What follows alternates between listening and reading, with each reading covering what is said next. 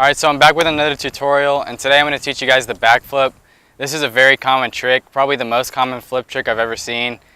I know like so many people that can do this at school, and without further ado, let's get straight to it. So the first thing you want to do when you're learning this is to most likely learn it on the trampoline.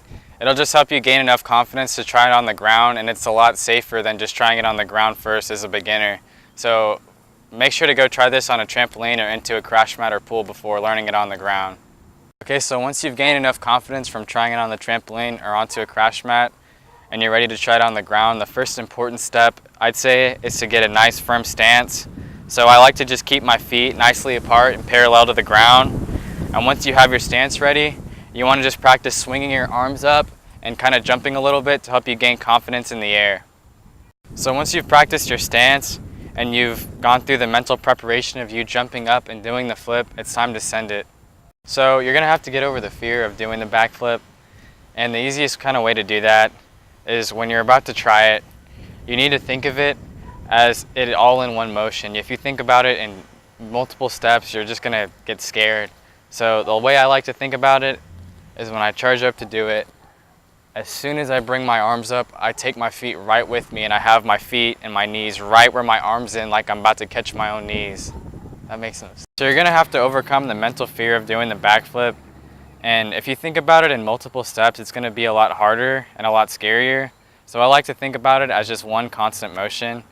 And so how I'll break it down is when you're coming up to charge and you're about to do it, you want to just thrust your arms up and take your knees right with you, like you're just going to carry your knees. And if you think about it like that, it's just a lot less frightening, and it just kind of helps you get through the fear. Okay, so the tuck is the most important thing in this.